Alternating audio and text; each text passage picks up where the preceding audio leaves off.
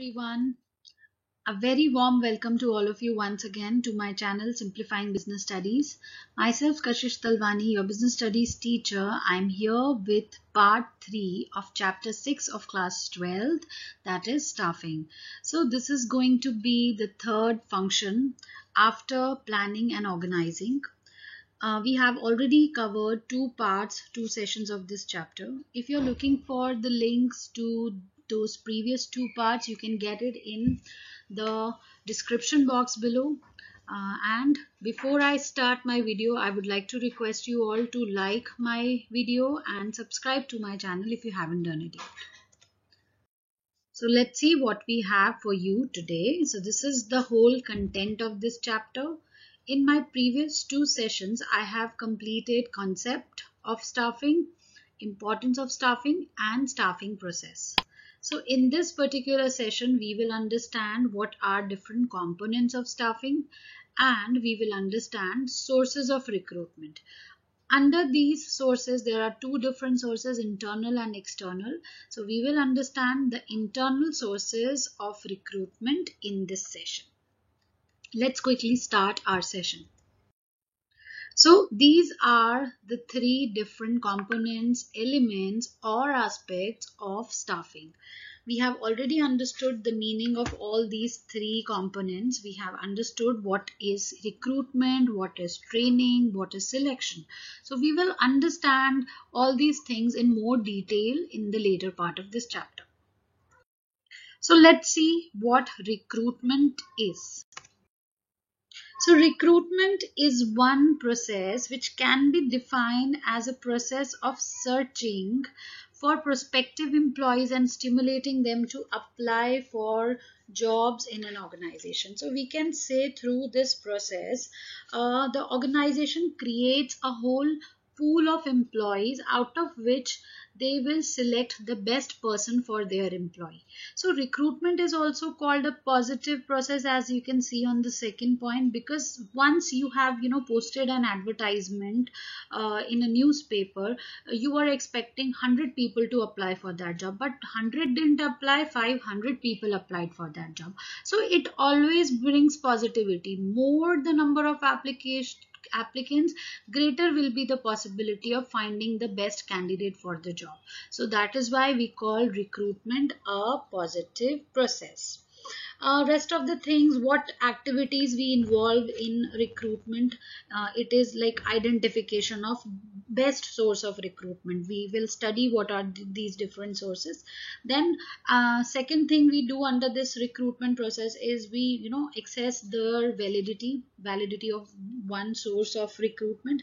Then we choose the most appropriate source, and then finally we invite applications from the prospective candidates. So this is the whole recruitment thing. Now we can see that there are two different sources of recruitment, internal and external.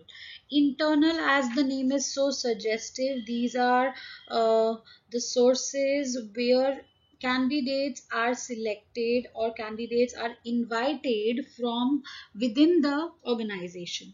In case of internal sources of recruitment, the vacant position which is there in an organization is filled by using the existing employee only, and no outsider is entered in an organization. So this is why it is called internal source of recruitment. Other is external sources of recruitment. That means definitely people are brought in from outside, and through different means they are invited to come and apply for a job in an organization. So what are external sources we will understand later, but internal sources, that is transfer and promotion, we will understand here.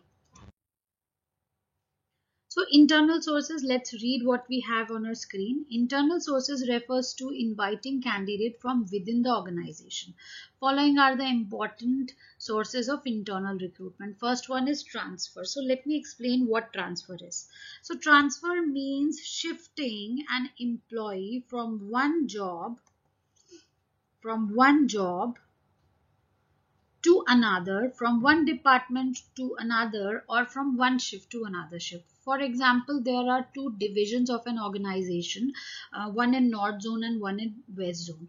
Both the divisions are working on production of certain goods. So if, let's suppose, one division has 25 employees and other has 40 employees, so there is more workload in the division where there are only 25 employees. It has to be increased to 30 as per the workload analysis.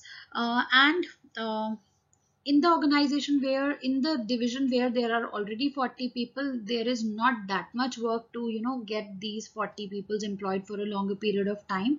So 5 can be shifted from this division to other division. So this is how an organization fills position where they are required, and they can shift people from one job to other, or one department to other, or from one region to other, or from one shift to another shift. So it can be as per the requirement. So this is what transfer is.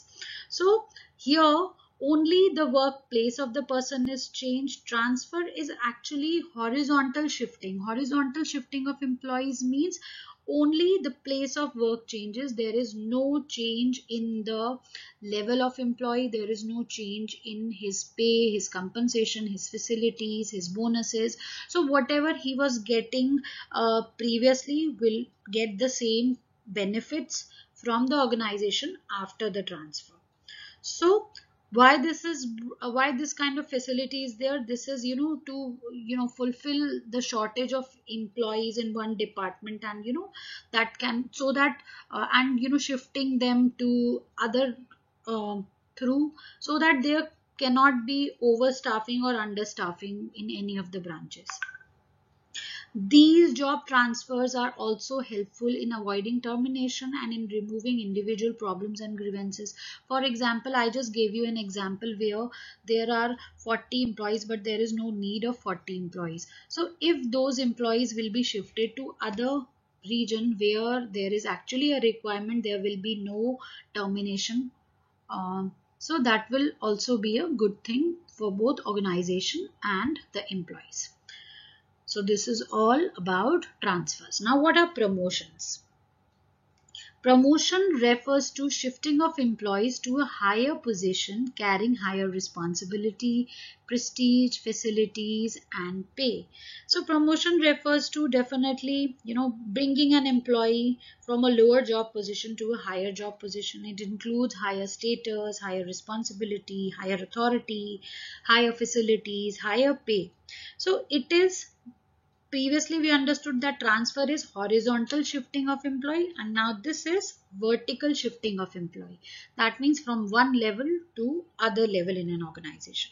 It helps improving the motivation, the loyalty, satisfaction level of employees. It has its psychological impact on employees, because promotion definitely brings a self satisfaction that because of working hard, because of performing well, one is getting that. And definitely it may lead to a chain of promotions at lower levels in an organization. So everyone may feel motivated with high morale. Other people who haven't got the promotions also, they can see and they can feel encouraged. So let me give you an example. For example, a school teacher may be shifted to the post of vice principal. So this is how promotions can take place in an organization, and definitely it has certain benefits. Now let's see what are the advantages of internal sources of recruitment. First one is motivation. Definitely promotion helps to enhance motivation, loyalty and satisfaction level of employees, because promotion at a higher level may lead to a chain of promotion at the lower level in an enterprise. It encourages not just that one person who is promoted, but the whole lot of people who see and feel encouraged by one promotion. And definitely it encourages each and every person in the organization to work more effectively, more efficiently towards the organization. Second is Internal recruitment also simplifies the process of selection and placement. So definitely this is a very simple and very reliable process because present employees are already known to an organization. So evaluating them, analyzing them will not be a difficult thing, will not be a lengthy process for the HR department to employ them at a certain position. So yes, internal recruitment is a simple process. It's a process which takes very less time and efforts. Second last is no wastage on time of employees training and development. So transfer actually is a tool of training for the employee to prepare them for a higher job position.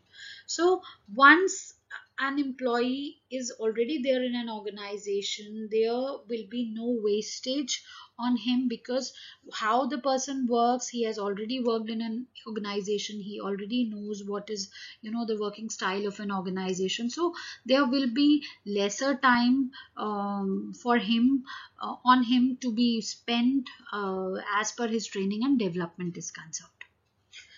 And yes, definitely it's a cheaper process. Filling of jobs internally is cheaper. How? No time and money has to be spent on advertisements, tests, interviews, etc. because knowledge and skills of the employee is already known to the various people in the organization, and also people recruited from within the organization do not need an induction or an orientation program. So it makes the whole process cheaper for an organization. Now, what are the limitations of internal sources of recruitment?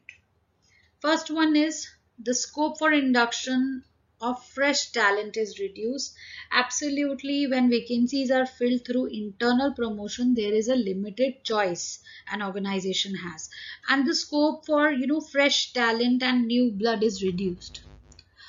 Second, employee may become lethargic. So when an organization's people become lethargic, they are able to produce less work, and definitely they will be less productive. They will be used to the organization, and the kind of enthusiasm one person has when they join an organization can be lacking in such case. The spirit of competition among the employees may be hampered. So the spirit of competition among the employees will be reduced in these cases because employees are likely to expect automatic promotion by seniority. They assume that they will definitely have this kind of promotion once they will attain a certain level of seniority in an organization, because they might be observing a trend. So yes, competition, the spirit of competition, spirit of working hard, spirit of performing amazingly can be lacking in such case. Frequent transfers of employees may often reduce their productivity in an organization. So yes, if there are frequent transfers from one organization to other, or maybe one division to other, people may lose their productivity, because lot of things matter when we are able to work productively in one environment, and we might not be able to produce same kind of results when we are moved to certain other environment. So this kind of shifting of employees from one to other department or one to other region may hamper their productivity, and they might not be able to produce the same results. So these were the limitations of internal sources of recruitment. So children, we are done with this particular session. If you are looking for the previous links I have previously mentioned also, you can get them in the description box below. Hope you all had a good time watching my video. Thank you very much.